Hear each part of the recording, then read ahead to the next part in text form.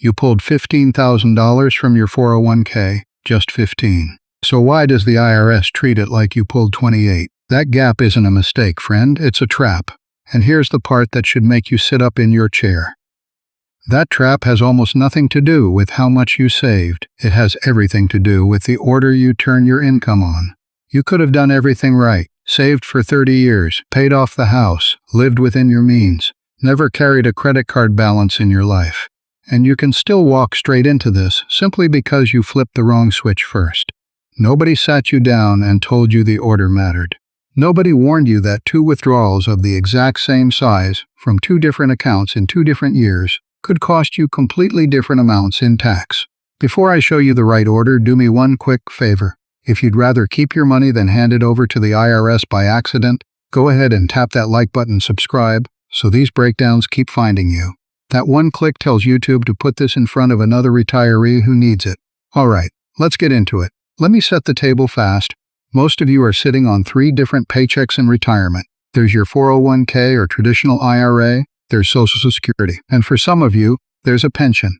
They all feel like income when it lands in your checking account, but slow or deliberate, they do not play by the same rules, not even close. Your 401k, that's the one you control completely. You decide when and how much once you're past 59 and a half. It's flexible, it's patient.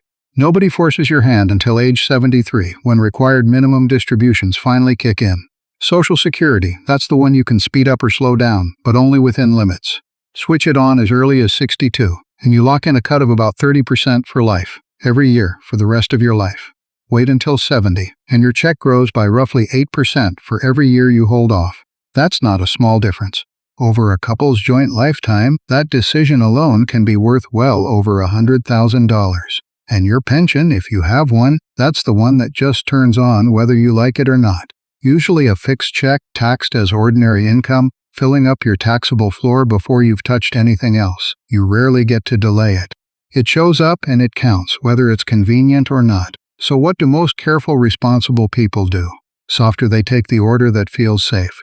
They claim Social Security early because it feels guaranteed, like a bird in the hand. They let the 401k sit and grow because somebody, somewhere, told them never to touch it.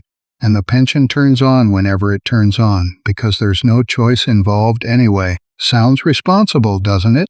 And here's the uncomfortable truth. That safe-sounding order is exactly what springs the trap that costs people a small fortune, year after year, without them ever noticing where the money went. Stay with me, because once you see this clearly, the right order becomes obvious. Here's how it works. The IRS uses a number called your combined income. That's your adjusted gross income, plus any tax-exempt interest, plus half of your Social Security benefit. As that number climbs past certain lines, more and more of your Social Security gets pulled onto your tax return and taxed right alongside everything else. For a married couple, once combined income passes $32,000, up to half your benefit becomes taxable. Past $44,000, up to 85% of it can be taxed. For a single filer, those lines sit lower, at $25,000 and $34,000. Slower, and listen to this. Those thresholds were set back in 1983. They have never once been adjusted for inflation. Not once in over 40 years. While your groceries, your medical bills, and your property taxes all crept upward, those lines stayed frozen exactly where they were. Let me show you what that actually does in real life. Say you're married, your combined income is sitting right at $43,000, just under the line. You pull an extra $1,500 from your 401k, maybe for a home repair, maybe to help a grandchild. That $1,500 pushes you over the line. And suddenly, about $1,300 of your Social Security becomes taxable too. Pause. So you withdrew $1,500, but you created $2,800 of taxable income. In the 22% bracket, that repair just cost you well over $600 in extra tax. An effective rate north of 40% on your own money that you already saved and already paid into all those years. And you're not alone in this. Well over half of retirees now pay tax on their Social Security. Pulling the wrong dollar from the wrong place doesn't get taxed once. It gets taxed twice. There's a second trap too, and this one is sneaky, because it hides for 2 full years before it ever shows up. It's called Medicare IRMA.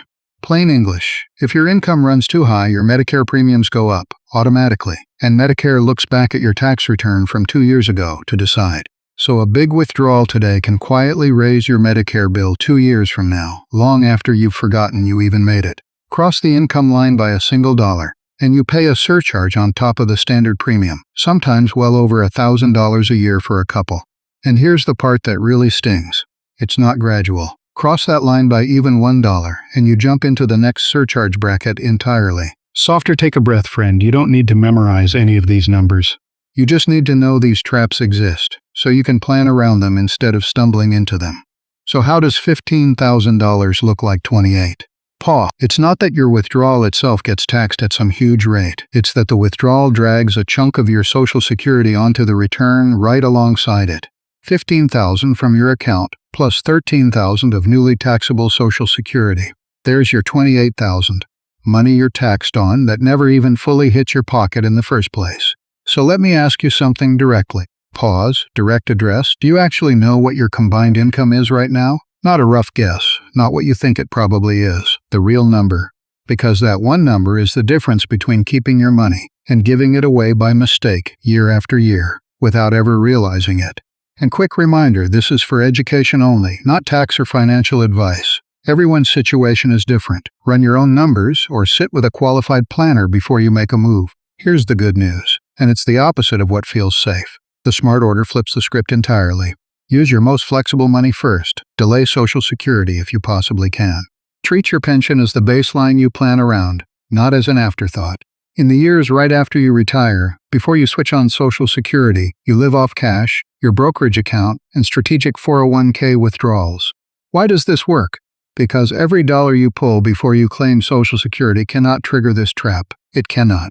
You haven't turned Social Security on yet, so there's nothing for it to drag along with it onto your tax return. And those years are golden for another reason entirely.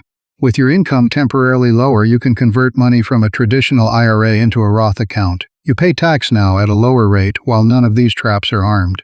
That Roth money then grows completely tax-free, and later when you pull it, it stays invisible to all of it. It doesn't count toward your combined income. It doesn't touch your Medicare premiums. It simply doesn't exist as far as these rules are concerned. Let me make this real with an example. Take Margaret. She retires at 63. Her small pension doesn't start until 66.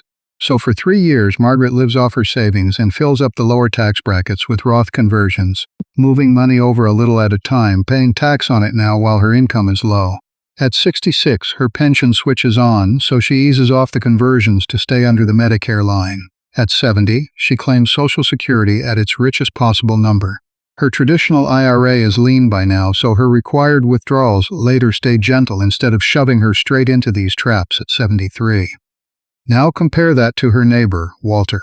Walter claimed Social Security at 62 because it felt safer. He let his 401k keep growing untouched, the way he'd always been told to.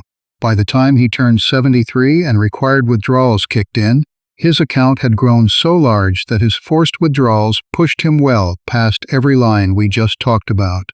Higher Social Security taxes, higher Medicare premiums year after year for the rest of his life. Margaret didn't earn more than Walter. She just claimed in a smarter order. Now, I have to be honest with you because your situation is your own. This isn't one size fits all, and it was never meant to be. If your health isn't great, if your savings are thin, if you need the income today to cover your bills, or you're widowed and the benefit math changes, claiming early might be exactly right for you. There's nothing wrong with that, and nobody should feel judged for it. The point was never always wait. The point is be intentional, because the wrong order, chosen without thinking it through, can be brutally expensive over the course of a 30-year retirement. And whatever you do, don't let the tax tail wag the dog. Start with the retirement you actually want to live, then optimize the taxes around it, not the other way around. So here's your simple decision tree. 3 questions you can ask yourself this afternoon. 1. Do you have a pension? If yes, it fills your taxable floor first, and everything else builds on top of it. 2. Can you cover your spending without Social Security right away? If yes, delaying becomes a real option worth seriously exploring. 3. Are you close to one of these income lines we talked about today? If so, be careful about accidental spikes. Even a small withdrawal for a home repair or a family gift can push you over without any warning. Here's the bottom line, friend. The right order was never about squeezing the most out of any single account. It's about paying the least tax across your whole retirement, so you keep more of what you actually earned over a lifetime of working and saving. For a lot of people, that means spending your 401k and taxable money first, converting to Roth while the traps are quiet, and leaving Social Security alone until 70. Be intentional with your sequence, and the surprises disappear. Warm closing. If this changed how you think about your own 3 paychecks, do one thing this week. Go find your real combined income number, write it down, then like this video, subscribe, and I'll see you in the next one, because that's how we do this. One smart decision at a time.